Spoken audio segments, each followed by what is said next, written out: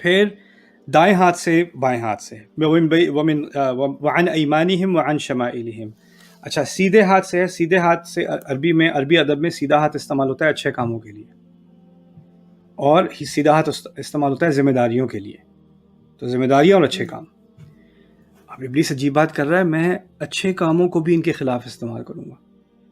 کیا مطلب ہے اس کا؟ کوئی اچھا کام کرتا ہے اور وہ اچھے کام کی بنیاد پر سمجھنے لگے کہ میں کیونکہ یہ اچھے کام کر رہا ہوں. کوئی عورت سمجھے کہ میں پردہ نہیں کرتی تھی، فرض کریں اس نے پردہ شروع کر دیا. اب وہ پردہ شروع کرنے کی وجہ سے وہ جو ساری اس کی سہیلیاں تھیں یا فیملی میں تھیں جو پردہ نہیں کرتیں، ان کو ایسے یعنی گھٹیا نظر سے دیکھنا کہ یہ ان کو دیکھو، ان کو کوئی شرم ہی نہیں ہے، ان کو ہے یہ، ان کو توبہ کرنی چاہیے، ایسا کرنا چاہیے. اس کے دل میں ایک برتری آ گئی اور وہ کمتر ہو گئے اس اچھائی کی وجہ سے، اچھائی کی بنیاد پہ. رائٹ. اصل میں ابلیس کی برتری کیا تھی؟ اس نے خدمت کی تھی نا اللہ تعالیٰ کی، اور زمین پہ ڈالنے کا مقصد کیا تھا؟ اللہ تعالیٰ کی خدمت. تو وہ کہنے کا مقصد یہاں پر یہ ہے کہ انسان کبھی کبھی اپنی نماز کی بنیاد پہ، داڑھی کی بنیاد پہ، پردے کی بنیاد پہ، علم کی بنیاد پہ، اپنی توبہ کی بنیاد پہ کہ میں یہ تو میں کرتا نہیں ہوں، میں پہلے کرتا تھا اب میں تمہاری طرح نہیں ہوں، میں یہ نہیں کرتا، اس کی بنیاد پر اپنے آپ کو بہتر سمجھنے لگے. یا کسی اپنے اور کوئی یہ بھی کہتا ہے نہیں میں اپنے آپ کو بہتر نہیں سمجھتا. ٹھیک ہے، آپ اپنے آپ کو بہتر نہیں سمجھتے، آپ دوسروں کو تو کمتر نظر سے دیکھتے ہو. آپ کو کسی کی غلطی کی بنیاد پر ہم کسی کو ویلیو نہیں کرتے. ہمیں غلطی سے نفرت ہے. انسان جو غلطی کر رہا ہے اس سے نفرت نہیں ہے. غلطی حقیقی چیز ہے، وہ ہر ایک سے ہوتی ہے. تو ہم پتہ ہی کرتے ہیں لوگوں کو کوئی غلط چیز کرتے دیکھیں یا غلط بات کرتے دیکھیں، لیکن استغفر اللہ. استغفر اللہ کے معنی کیا ہے؟ استغفر اللہ کے معنی میں اللہ سے معافی مانگتا ہوں. لیکن ہم کیسے استعمال کرتے ہیں؟ ان کو دیکھو، ان کو معافی مانگنی چاہیے. ہم لفظ بھی غلط استعمال کر رہے ہیں، اور وہ لفظ بھی ہم تکبر کے لیے استعمال کریں. ایسے تھوڑی استعمال ہوتا ہے یہ. تو یہ سیدھے ہاتھ سے اپنی اچھائیوں کو برتری کا ایک ٹول بنا لینا.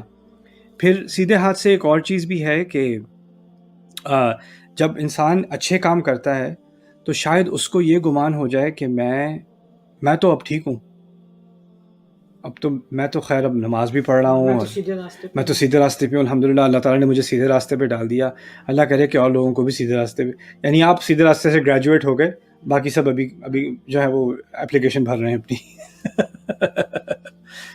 تو انسان کو یہ گمان ہو جاتا ہے کہ وہ اپنی اچھے اعمال کی وجہ سے وہ اچھا ہو گیا ہے. جس طرح ہم برے اعمال کی وجہ سے برے نہیں ہو جاتے، یہ بھی بات میں نے سمجھا دی تھی. ہم اچھے اعمال کی وجہ سے اچھے بھی نہیں ہو جاتے. انسان اچھائی اور برائی کا مکس ہے. اس کو اچھے کام کرتے رہنا چاہیے، برے کاموں سے بچتے رہنا چاہیے، کیونکہ اس کی جو ویلیو ہے، جو اللہ تعالیٰ کے نزدیک اس کی قدر ہے، وہ اوپر نیچے ہو سکتی ہے. ہمیں نہیں معلوم کس وقت کیا قدر ہے ہماری. ابراہیم علیہ السلام نے اتنی عظیم خدمت اللہ تعالیٰ کے دین کی ہے کہ اس کا کمپیریزن نہیں ہو سکتا. انہوں نے کعبہ بنایا ہے. اندازہ کریں اس کے بعد سے کسی نے اس وقت سے اب تک کوئی بھی نماز پڑھے گا، کوئی بھی حج کرے گا، کوئی بھی عمرہ کرے گا، ایک دفعہ بھی ذکر کرے گا قبلے کی طرف رخ کر کے، ان کو اس کا ثواب جا رہا ہے.